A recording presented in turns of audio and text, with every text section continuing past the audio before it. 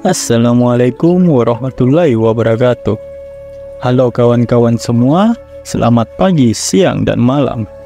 Dimanapun kawan-kawan semua berada, saya harap semoga kita semua sedang dalam keadaan yang baik-baik saja. Dan jangan lupa untuk tetap bersyukur dengan apa yang kita miliki saat ini, dan selalu bersabar dan ikhlas untuk apa yang akan terjadi ke depannya. Baik kawan-kawan semua, tanpa berlama-lama lagi, mari kita lanjutkan cerita yang sebelumnya.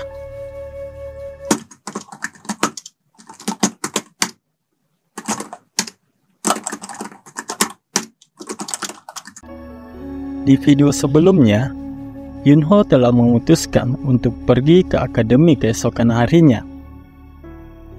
Shin lalu memperlihatkan di mana Yunho yang sedang berpamitan kepada ayahnya untuk segera bergegas ke akademi. "Hati-hati di jalan, nak." "Ya, ayah." "Baik," ucap Yunho kepada ayahnya. Orang yang telah mempelajari inti ajaran Konfusius dan Mencius dianggap sebagai anak ajaib. Sebenarnya, setiap orang pada suatu saat dalam hidup mereka akan memahami hal-hal seperti itu secara alami. Dengan kata lain, ajaran akademis sudah ketinggalan zaman, karena akan mempelajari hal-hal seperti itu secara alami dalam hidup. Akademi hanya membantu sarjana miskin untuk menerima uang dari anak keluarga kaya. Yunho sendiri memiliki beberapa kenangan akademi melalui ingatan atau melalui mata dari Yunho yang asli yang punya tubuh itu ketika dia berada di akademi. Lagi pula, akademi hanyalah alasan bagi Yunho agar bisa meninggalkan halaman utama. Yunho terlihat sedang berada dalam perjalanan menuju akademi. Dia nampaknya terlihat begitu senang karena bisa terbebas dan keluar dari halaman utama. Dia lalu bergumam di dalam hatinya, ambil satu langkah, lalu satu tarikan nafas. Aliran alami Qi di luar tidak ada bandingannya dengan halaman utama. Aku dapat dengan mudah mengumpulkan Qi alam ini di dalam tubuhku. Dalam waktu sesingkat itu, tubuhku yang seberat sepertinya menjadi lebih ringan, serta kekuatanku juga sepertinya semakin bertambah. Mari kita lihat.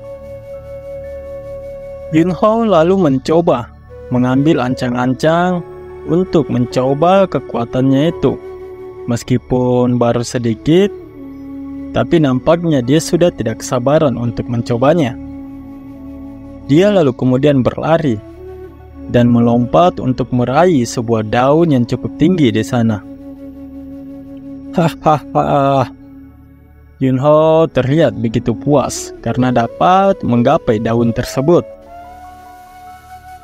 Aliran alami Qi di luar memang luar biasa, ucap Yunho yang kesenangan. Shin lalu kembali memperlihatkan keadaan kota Yunho. Di sana seorang pria berkata, "Tuan muda pergi ke akademi, kan?" "Aku hanya menyarankan untuk pergi ke akademi setelah melihatnya bangun. Dan itu adalah kebutuhan, tetapi sepertinya dia terlihat begitu bersemangat. Tetap saja, akan baik-baik saja jika dia beristirahat lebih lama," ucap ayah Yunho. Dihidupkan kembali dari ambang kematian bukanlah hal yang biasa terjadi, ucap Tuan Zhang di sana. "Anda telah melakukan pekerjaan luar biasa dalam membesarkan tuan muda. Dia pasti akan menjadi penerus yang hebat ketika dia besar nanti," ucap Tuan Zhang sembari memberikan penghormatan kepada ayah Yunho. "Tidak, kamu benar," ucap ayah Yunho. "Bisakah Yunho benar-benar memimpin keluarga sebagai penggantiku?" Yunho jelas merupakan anak yang berharga dengan hati yang baik. Namun, seperti yang kamu tahu, Yunho mungkin tidak dapat membuat keputusan yang keras karena kebaikan hati itu. Ayah Yunho yang mengungkapkan kegelisahan tersendirinya kepada Tuan Jan. Belum tahu aja nih ayahnya. Kalau Yunho yang sekarang jadi anaknya itu sebenarnya Yunho yang lainnya. Yunho yang sekarang itu bukan Yunho yang baik hati lah pokoknya. Tapi ya Yunho yang konyol, yang barbar lah. Pokoknya sedikit-sedikit main fisik, sedikit-sedikit hajar. Ya begitulah Yunho yang saat ini. Tuan Jan lalu berkata, masih terlalu dini untuk mengambil keputusan karena dia masih muda. Percayalah padanya, pada waktunya Anda akan melihatnya. Ucap Tuan Jan yang menyemangati ayah Yunho. Di tengah-tengah percakapan mereka berdua, tiba-tiba ada seorang pelayan yang masuk menghampiri mereka berdua. Rajaku, Tuan muda telah kembali. Hah? Yunho? Nampak ayah Yunho di sana yang kaget mendengar kabar tersebut. Terlihat Yunho yang kini berdiri dengan pakaiannya yang begitu kotor. Wajahnya terlihat begitu lesu. Ayah Yunho lalu menghampirinya. Kamu pergi ke Akademi Hancang. Mengapa kamu kembali begitu cepat dengan pakaian kotor? Apakah kau ditipu oleh seseorang? Aku telah dikeluarkan dari akademi, ucap Yunho kepada ayahnya. Sontak saja itu membuat sang ayah kaget. Namun ekspresi beda yang ditunjukkan oleh Tuan Jan. Nampaknya Tuan Jan di sana hanya bisa tersenyum tipis ya. Sarjana Nim, apa yang kamu bicarakan? Ucap ayah Yunho kepada seorang pria di sana. Nampaknya pria tersebut merupakan salah satu pengurus di Akademi Hancang tersebut. Yunho kami melawan seseorang? Aku tidak percaya itu. Ucap ayah Yunho dengan nada keras. Aku menggunakan kata melawan. Tapi itu lebih terlihat seperti duel dengan persetujuan dari kedua belah pihak. Ungkap Sarjana Nim kepada ayah Yunho. Dia baru saja cukup sehat untuk hampir tidak bisa berjalan dan berlari. Ini sangat sulit untuk dipercaya. Nyaris tidak berjalan dan berlari? Terlihat ekspresi dari Sarjana Nim di sana yang nampaknya jauh lebih kaget mendengar perkataan dari ayah Yunho. Dia lalu bergumam di dalam hatinya. Aku ingin tahu apakah dia telah belajar seni bela diri dengan seberapa banyak dia terbang. Sin lalu memperlihatkan di mana ada beberapa orang yang sepertinya telah dihajar habis-habisan. Yang mana orang tersebut merupakan orang-orang yang dihajar oleh Yunho di akademi. Yunho hanya bisa mendesah. Apakah yang dikatakannya? Apakah yang dia katakan itu benar? Ayah Yunho yang bertanya kepada Yunho. Lambang klan mereka ini mengingatkan Mimin sama ini ya, lambang dari klan Nara. Maklumlah, di serial Naruto, klan Nara itu adalah klan favorit saya ya. Ya. Meskipun tidak begitu tidak begitu kuat, tapi ya spesial lah menurut Mimin. Yunho lalu menjawab, ya itu benar. Aku dilecehkan dan dihina karena aku tidak bisa melakukannya dengan baik di akademi. Aku tidak peduli lagi dengan apa yang mereka pikirkan tentangku dan mengabaikan mereka. ucap Yunho. Sampai saat itu, aku menahan diri karena aku tidak ingin menimbulkan masalah karena aku baru saja kembali. Tetapi, mereka kemudian menghina ibuku yang sudah meninggal. Dan bukan hanya dia, mereka bahkan menghina ayahku, dan aku tidak tahan lagi atas penghinaan tersebut. Aku tidak dihina hanya hari ini, tetapi juga sering terjadi di masa lalu. Orang-orang itu bahkan tidak menghormati keluargaku dan menganggapnya hanya sebuah lelucon. Aku yakin Anda mengetahui semua ini dan tidak melakukan apapun. Ada batas kesabaran setiap orang. Dan saya baru saja kehabisan kesabaran milik saya untuk mereka. Lanjut Junho yang menjelaskan kejadian sebenarnya sekaligus menyudutkan Sarjana Kim yang merupakan pengurus di akademi tersebut. Sarjana Nim terlihat begitu ketakutan.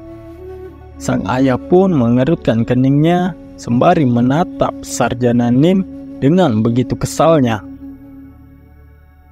Sarjana Nim hanya bisa pasrah atas apa yang akan terjadi ke depannya pada dirinya. Scene lalu memperlihatkan di mana sang ayah yang tertawa terbahak-bahak. Mereka sedang berjalan bertiga. Di sana ada Yunho, sang ayah, juga Tuan Jang. Sarjana Nim mengakui kesalahannya dalam masalah ini. Dia juga meminta kami untuk mengabaikan pembuat onar sekali ini saja. Karena jika semua pembuat onar ditendang keluar, itu akan mempengaruhi semua pendapatan dari sang sarjana tersebut. Aku menerima permintaan mereka, sehingga orang lain tidak akan menyalahkan kamu karena kejam, karena tidak membiarkan masalah ini berlalu, bahkan setelah banyak melukai mereka. Kamu telah berbicara dengan sangat baik di depan Sarjana Nim. Dia tidak punya kata-kata untuk membela diri. Memang benar bahwa pengetahuan tidak harus berada di dalam tembok yang tertutup, ucap sang ayah dan teriak begitu bangga kepada anaknya. Yunho lalu berkata, "Kalau begitu, ayah, aku akan belajar sendiri mulai sekarang." Yunho kemudian pamit untuk meninggalkan ayah dan Tuan Jang. Dia ingin pergi untuk memulai kultivasinya lagi. Apa pendapatmu, Jang Nim, tentang ini? Sembari tersenyum, dia menjawab pertanyaan dari sang ayah Yunho. Dia bertarung untuk suatu alasan, untuk kehormatan keluarganya. Dibandingkan dengan rekan-rekannya yang bahkan tidak menganggap sesuatu seperti itu, Yunho, dia melakukannya dengan sangat baik. Dia menjaga kehormatannya tetap jelas sepanjang waktu, ucap Tuan Jang, yang juga nampaknya begitu bangga terhadap tuan mudanya itu. Tin lalu memperlihatkan di mana ada seorang pria dewasa yang memiliki tubuh yang begitu kekar. Dilihat dari pakaiannya, sepertinya pria ini adalah si penjaga gerbang ya. Sementara Yunho sendiri di sana memiliki ekspresi atau menunjukkan ekspresi yang begitu melas. Dan ternyata memang benar, Yunho kini berada di gerbang kota tersebut. Sekarang, tuan muda bisa masuk dan keluar dari halaman utama kapan saja. Bahkan di pagi buta pun, tuan muda bisa keluar. Yunho dengan cueknya, dia hanya mengiyakan lalu melangkah pergi keluar dari gerbang tersebut. Kini terlihat Yunho yang sedang berkultivasi di atas batu. Dia mencoba untuk menyerap semua ki alam yang ada di sekitaran tersebut. Dia berusaha keras untuk mempercepat pelatihannya. Tak terasa waktu berlalu, kini sore hari pun telah tiba. Di sana, Yunho yang berlari ke sana kemari dan melompat ke sana kemari. Dia mencoba mendaki sebuah gunung di sana. Hingga akhirnya dia berhasil mencapai puncak dari gunung tersebut. Dia begitu puas atas pencapaiannya saat ini. Kakiku tidak gemetar dan aku tidak kehabisan nafas. Tubuhku menyerap aliran ki alam dengan lancar. Aku akhirnya membuat beberapa kemajuan. Yunho yang kini cukup puas atas kemajuan kultivasinya, dia berdiri di atas puncak gunung yang dadakinya tadi. Lalu dia menatap kejauhan, menatap kota di mana dia tinggal saat ini. Yunho? Iya ya. Ayahnya lalu bertanya kepada Yunho, menurutmu, apa hal yang paling penting bagi seseorang? Uang, jawab Yunho. Dia lalu bergumam di benaknya, aku merasakan kehebatan uang setiap kali aku makan malam. Ada deh, si Yunho nih malah menganggap uang itu yang paling penting ya. Ya, hanya karena kelezatan makanan malam, dia malah ini menganggap uang tuh penting karena makan malam ya. Konyol memang. Seperti yang diduga dari wawasan anakku, ucap ayahnya. Anak kaya sama aja nih ya kayaknya, gila uang semuanya. Tapi ya maklum lah, memang keluarga Yunho ini keluarga pedagang yang kaya raya memang ya. Baiklah, lalu apa hal yang paling penting selanjutnya? Tanya ayah Yunho kembali. Kekuatan untuk melindungi uang ayah, jawab Yunho dengan pedenya. Ayahnya pun terheran-heran mendengar jawaban anaknya itu. Dibilang polos, tapi ya gimana ya? Kekuatan untuk melindungi uang ya? Ya, itu juga merupakan jawaban yang cukup bagus. Tetapi, jawaban yang lebih akurat adalah kekuatan untuk melindungi tubuhmu. Karena meskipun kamu kehilangan segalanya, selama kamu dalam keadaan sehat, kamu selalu dapat memulainya lagi. Yunho seperti sedang berpikir keras mendengar penjelasan dari ayahnya. Mungkin dalam hatinya dia berkata, belum tahu aja nih, pada saat aku menjadi seorang raja yokai ya, apa sih yang gak bisa ku dapat? Secara gitu kan, si Yunho ini adalah raja yokai.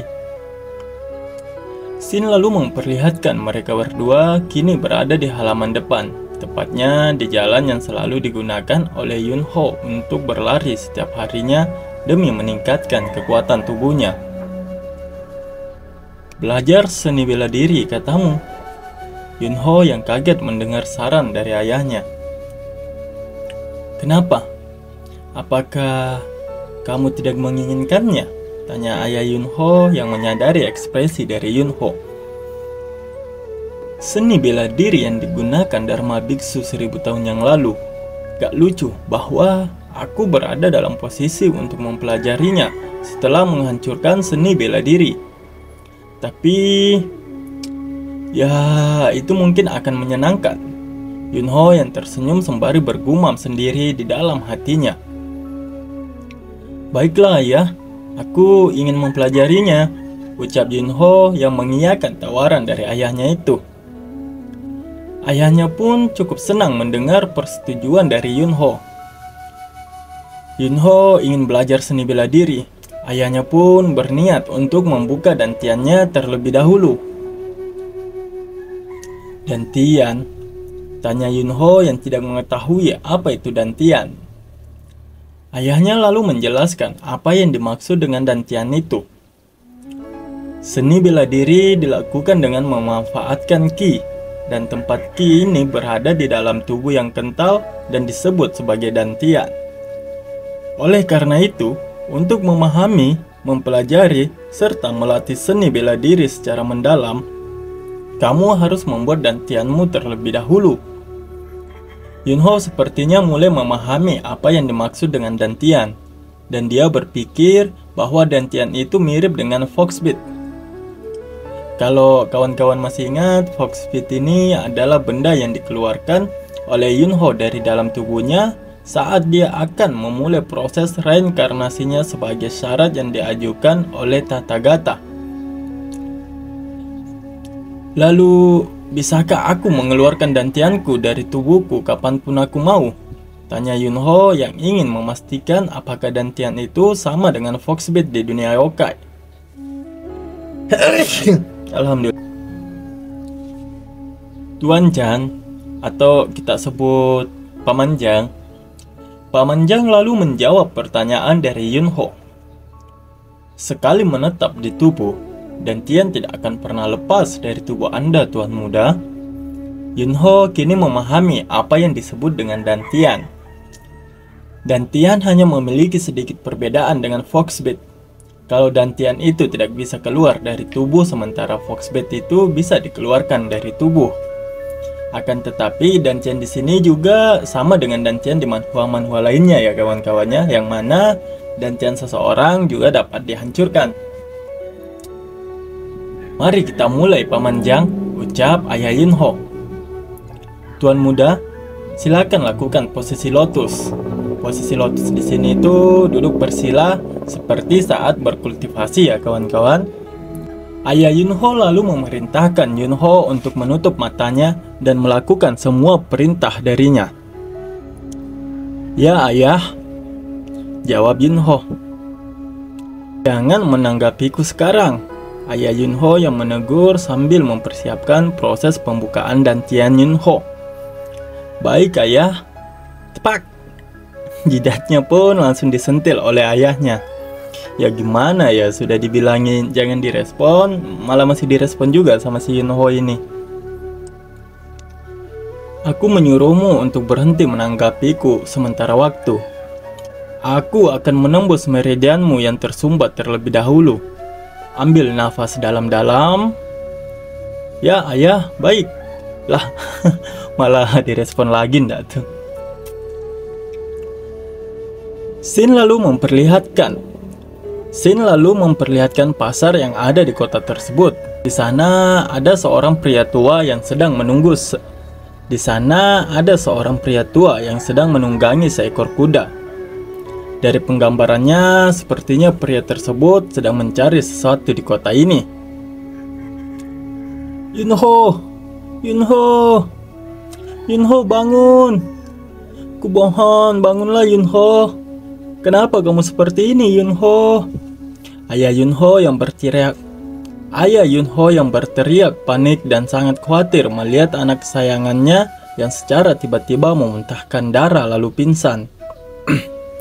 Tuan Jang, kapan petugas medis akan datang?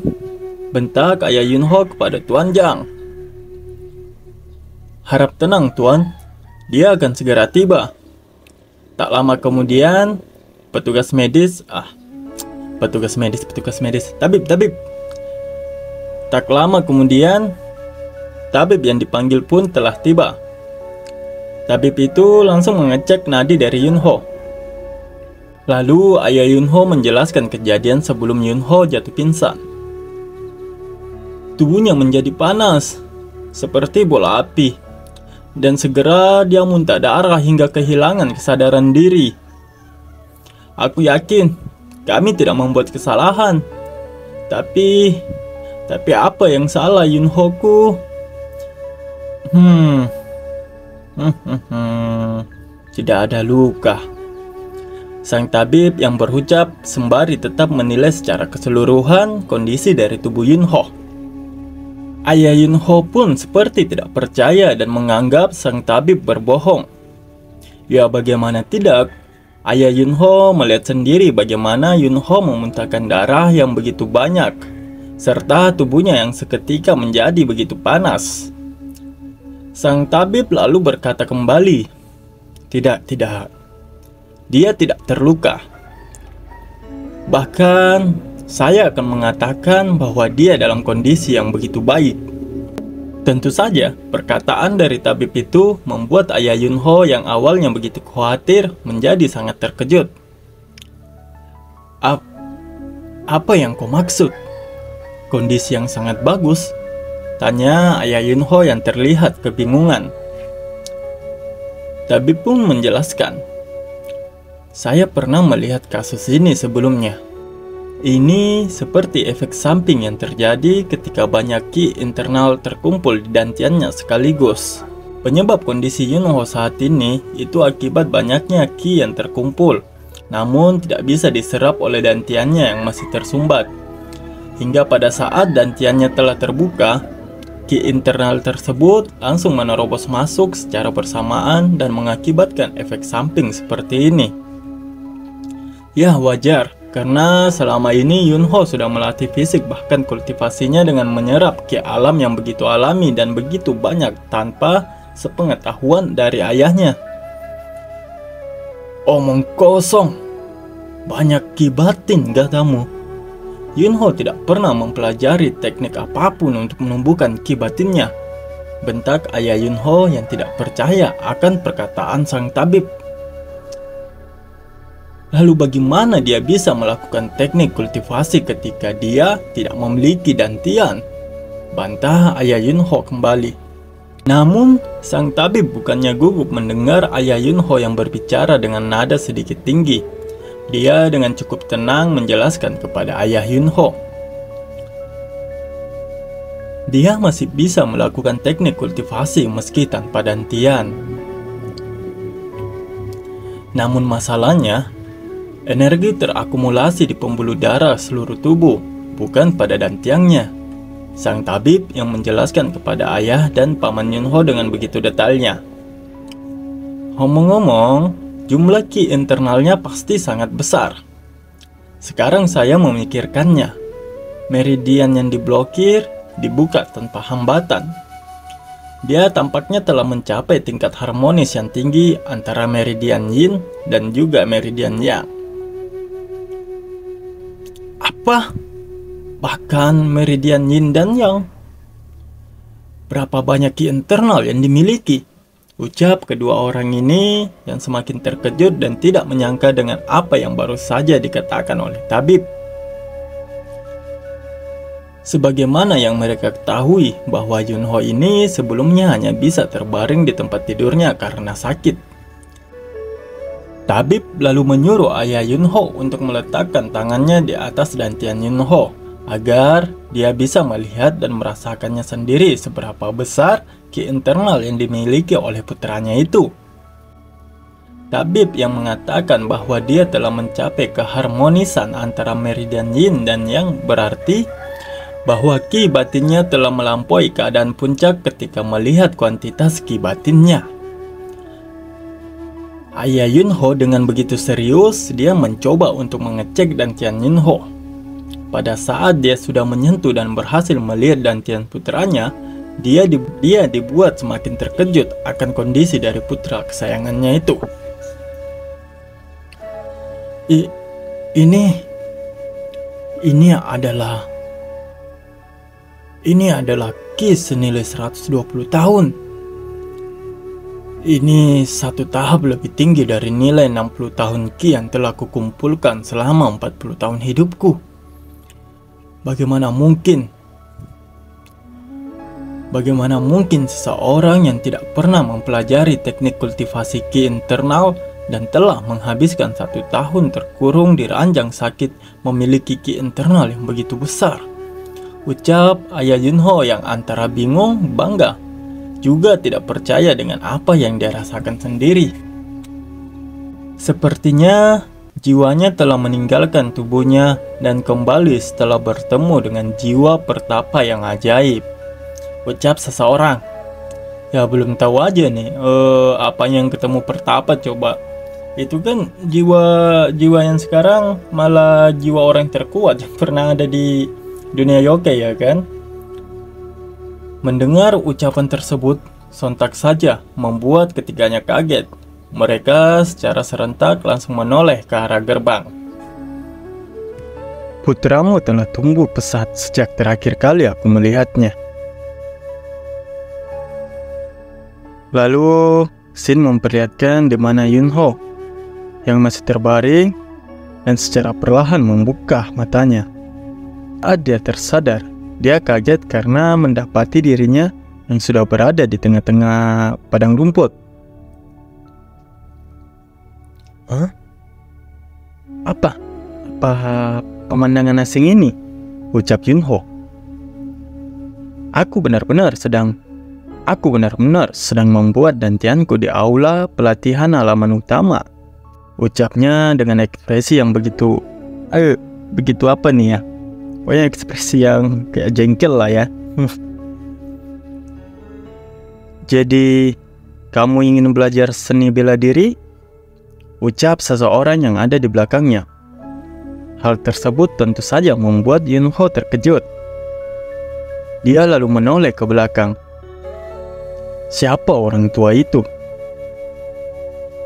Kamu sialan, kamu hanya menatap kosong, ucap orang tua tersebut. Jika kamu bertemu mastermu, kamu harus menunjukkan rasa hormatmu terlebih dahulu. Iya. Master? Gumam Yunho yang sedikit bingung. Apakah lelaki tua yang lemah itu, yang sepertinya bisa jatuh dengan satu pukulan, akan mengajariku seni bela diri? Siapa yang kamu sebut dirimu, masterku sesuka hatimu? Di mana ini? Aku mengatakan kepadamu untuk menunjukkan rasa hormatmu. Apakah orang tua itu gila? Gumam Yunho di dalam benaknya. Woi pria tua, aku tidak tahu apa yang ayahku katakan. Tapi akulah yang memutuskan siapa yang akan menjadi masterku. Jadi, jika kamu tidak ingin dipukuli menjadi bubur, sebelum menyelesaikan perkataannya, orang tua tersebut sudah meloncat ke hadapan Yunho. Dia langsung memukul perut Yunho hingga Yunho terbanting jauh ke belakang. Terlihat Yunho yang kini terbaring. Tatapannya menjadi semakin kosong. Oke kawan-kawanku semua, untuk video kali ini cukup sampai di sini ya kawan-kawan. Maaf kalau misalnya suaranya itu ya serak-serak busuk lah. Pokoknya sekali lagi maaf. Saya Nara, wabillahi taufik wal hidayah. Wassalamualaikum warahmatullahi wabarakatuh.